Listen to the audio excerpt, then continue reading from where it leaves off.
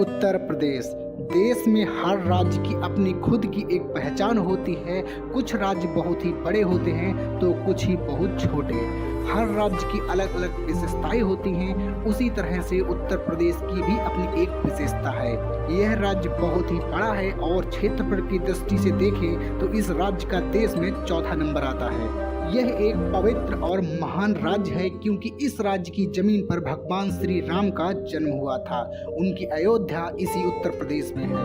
भगवान श्री कृष्ण की मथुरा भी इसी राज्य में है। इसी पावन और पवित्र भूमि की जानकारी हम आपको इस वीडियो में देने वाले हैं। उत्तर प्रदेश एक बहुत ही विशेष राज्य है और इस राज्य को इंद्रधनुष की जमीन भी कहा जाता है। इस राज्य में सांस्कृतिक विविधता दिखाई देती है। भगवान श्री राम, भगवान श्री कृष्ण, गौतम बुद्ध, महावीर, सम्राट अशोक, हर्ष, अकबर बादशाह, महात्मा गांधी जैसे महान नायकों ने इस जमीन पर ही कार्य किए थे। समृद्ध और बड़े बड़े मैदान, घने जंगल, उपजाऊ मिट्टी इस राज्य की विशेषता है। कई सारे पवित्र तीर्थ स्थल, भव्य त्योहार इस राज्य में मनाए जाते हैं। भारत की राजनीति, शिक्षा, कला एवं संस्कृति, उद्योग और कृषि में इस राज्य का अहम योगदान रहता है। गंगा और यमुना जैसी पवित्र नदियां भी इसी राज्य में बहती हैं। उत्तर प्रदेश के पूर्व में बिहार, दक्षिण में मध्य प्रदेश, पश्चिम में राजस्थान, दिल्ली, हिमाचल प्रदेश और हरियाणा और उत्तर में उत्तरांचल स्थित है। इस उत्तर प्रदेश की उत्तर सीमा में नेपाल की सीमा भी लगी है। उत्तर प्रदेश का क्षेत्रफल 2,36,286 वर्ग किलोमीटर है। क्षेत्रफल की दृष्टि से उत्तर प्रदेश का देश में चौथा स्थान है। इस राज्य की विशेषता यह भी है कि इसका क्षेत्रफल फ्रांस से आधा है, पुर्तगाल से 3 गुना बड़ा है, आयरलैंड से 4 गुना बड़ा है, स्विट्जरलैंड से 7 गुना है, बेल्जियम से 10 गुना और इंग्लैंड से भी बड़ा है। अब हम जानते हैं उत्तर प्रदेश का इतिहास। राजा हर्ष अपनी राजधानी कान्यकुब्ज से पूरे उत्तर प्रदेश पर नियंत्रण करने का काम करते थे। उनका राज्य आज के बिहार, मध्य प्रदेश, पंजाब और राजस्थान में भी स्थित था। ईसा पूर्व 6वीं सदी के दौरान वैदिक धर्म पूरी तरह से ब्राह्मण लोगों का हो चुका था, जिसकी वजह से ईसा पूर्व 2री सदी तक जिसका रूप पूरी तरह से हिंदू धर्म में परिवर्तित हो गया था। इसी समय के दौरान यानी ईसा पूर्व 6वीं और 4वीं सदी के दौरान गौतम बुद्ध ने भी वाराणसी के सारनाथ में पहली बार धर्मोपदेश किया था। उन्होंने इस बौद्ध धर्म की स्थापना की थी कि वो केवल भारत तक ही सीमित नहीं रहेगी बल्कि चीन और जापान जैसे देशों में भी इस धर्म के लोग बड़ी संख्या में हैं। बौद्ध ने इस जगह पर परिनिर्माण लिया। वह कुशीनगर भी उत्तर प्रदेश में स्थित है। यह जगह आज कशिया नाम से जानी जाती है। शुरुआत में बौद्ध, ब्राह्मण और हिंदी संस्कृति का विकास साथ में ही हो रहा था। ईसा पूर्व 3री सदी में सम्राट अशोक के समय में मूर्ति और वास्तुकला का काफी विकास हुआ था, लेकिन 647 के करीब हर्ष राजा की मृत्यु होने के बाद बौद्ध धर्म का पतन होना शुरू हो गया था और इसके साथ ही दूसरी तरफ हिंदू धर्म का विकास बड़ी तीव्रता से होने लगा था। लेकिन 12वीं शताब्दी में जब मुजल्लुद्दीन मोहम्मद इब्न सैम मोहम्मद खुरी ने उत्तर प्रदेश के गढ़वालों को हराया तो उसके बाद यहाँ पर मुसलमानों का शासन शुरू हो गया था। करीब 600 साल तक उत्तर प्रदेश में केवल मुस्लिम वंश के लोग ही ने शासन रहा और उत्तर प्रदेश दिल्ली के नज़दीक होने के कारण दिल्ली सल्तनत में भी कुछ लोग उत्तर प्रदेश के ही थे। सन 1526 में बाबर ने दिल्ली के सुल्तान इब्राहिम लोदी को हराकर दिल्ली में मुस्लिम वंश के शासक की स्थापना की, जिसके कारण दिल्ली और उत्तर प्रदेश में 200 सालों से अधिक समय तक मुगलों ने शासन किया। जब अकबर बादशाह बन गया था उसके बाद समय में मुगल का साम्राज्य काफ़ी बड़ा हो चुका था और अकबर बादशाह ने आगरा के नज़दीक में अपनी नई राजधानी फतेहपुर सीकरी की स्थापना की। अकबर के पोते शाहजहां ने पत्नी की याद में आगरा में दुनिया की सबसे खूबसूरत इमारत ताजमहल बनवाया था। शाहजहां ने आगरा और दिल्ली में बहुत सारी इमारतों का भी निर्माण कराया। 18वीं शताब्दी और 19वीं शताब्दी के मध्य 75 साल के समय में ईस्ट इंडिया कंपनी ने उत्तर प्रदेश का पूरा हिस्सा कब्जे में कर लिया था। शुरुआत में लोग इस प्रांत को आगरा प्रेसिडेंसी कहते थे। ईस्ट इंडिया कंपनी ने सन 1856 में औंध को अपने कब्जे में कर लिया था और सन 1877 में उत्तर पश्चिमी प्रांत का हिस्सा बना दिया था। सन 1950 में जिस तरह से उत्तर प्रदेश का निर्माण किया गया, ठीक उसी तरह से उत्तर प्रदेश उस समय के अंग्रेजों ने बनाया था। जब 1880 के दौरान भारतीय राष्ट्रवाद की शुरुआत होने लगी थी, तो उस वक्त स्वतंत्रता आंदोलन में संयुक्त प्रांत का बहुत ही बड़ा महत्वपूर्ण योगदान रहा। सन 1947 में देश को आज़ादी मिलने के बाद संयुक्त प्रांत को भारत में शामिल कर लिया गया था। 2 साल बाद टिहरी गढ़वाल राज्य उत्तराखंड रामपुर वाराणसी को संयुक्त प्रांत का हिस्सा बना दिया था। सन 1950 में भारत का नया संविधान बनने के बाद संयुक्त प्रांत का नाम बदलकर उत्तर प्रदेश कर दिया गया था। उत्तर प्रदेश का देश में आज़ादी से लेकर आज बहुत ही महत्वपूर्ण स्थान रहा है। इसी राज्य ने जवाहरलाल नेहरू, इंदिरा गांधी, अटल बिहारी वाजपेयी जैसे प्रधानमंत्री इस देश को दिए। अब हम जानते हैं उत्तर प्रदेश की भाषा। इस राज्य को हिंदी भाषा का राज्य भी कहा जाता है। उत्तर प्रदेश आधिकारिक भाषा अधिनियम 1951 के तहत हिंदी भाषा को राज्य के सभी कामकाज में इस्तेमाल करने का कानून का प्रावधान किया गया था। उत्तर प्रदेश प्रशासनिक और जनसंख्या की दृष्टि से देश का बहुत बड़ा राज्य है। अब हम जानते हैं उत्तर प्रदेश राज्य के जिले। उत्तर प्रदेश प्रशासनिक और जनसंख्या की दृष्टि से देश का बहुत बड़ा राज्य है, जिसका विस्तार कुल 75 जिलों में किया गया है। अब हम जानते हैं उत्तर प्रदेश राज्य के शिक्षा संस्थान और यूनिवर्सिटीज।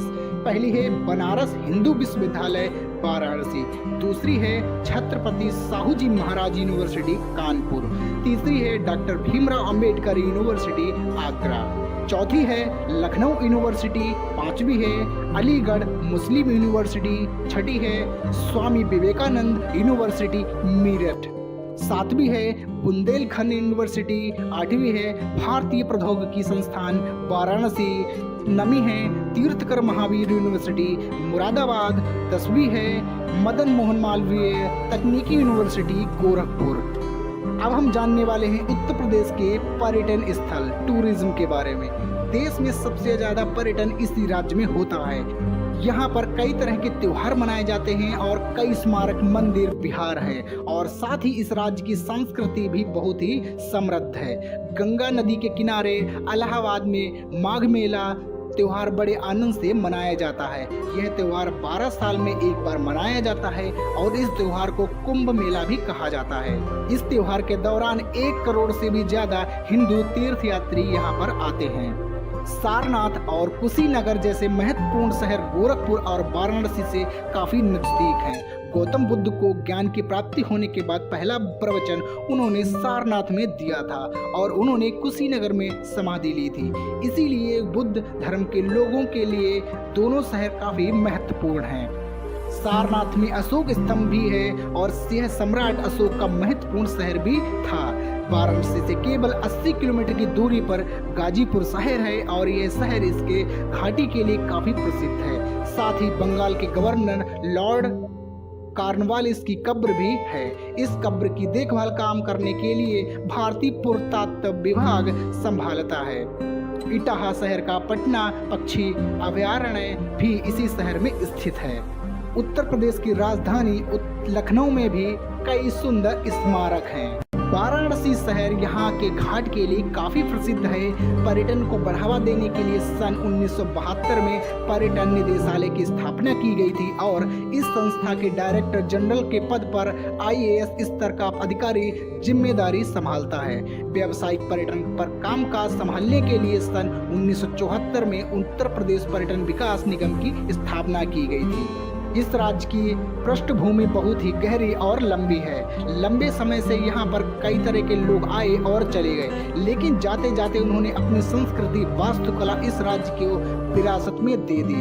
इसीलिए यहाँ पर कई तरह के मंदिर, ऐतिहासिक स्मारक, प्राचीन विहार नजर आते हैं। अलग अलग समय में अलग अलग राजा महाराजाओं ने इस जमीन पर शासन किया था। प्राचीन समय में चंद्रगुप्त, अशोक सम्राट जैसे महाराजाओं ने इस राज्य में शासन किया था। दिल्ली के सुल्तान ने भी कुछ समय तक इसी राज्य की जमीन पर राज्य किया था। मुगल और अंग्रेजों ने भी लंबे समय तक यहाँ पर हुकूमत की थी। इससे पता चलता है सभी लोगों के शासन का प्रभाव यहाँ पर देखने को मिलता है। कौन सी प्रमुख नदियाँ उत्तर प्रदेश राज्य के अंतर्गत बहती हैं? यमुना, गंगा, गोमती, बेटवा, घाघरा, तमसा, राप्ती, केन, सरयू, सरदा, रामगंगा आदि नदियां उत्तर प्रदेश राज्य के अंतर्गत बहती हैं। सबसे ज्यादा उत्तर प्रदेश के बारे में पूछे जाने वाला सवाल, उत्तर प्रदेश राज्य से जुड़े कौन से प्रमुख व्यक्ति देश की आजादी के लिए स्वतंत्रता संग्राम में शामिल हुए थे?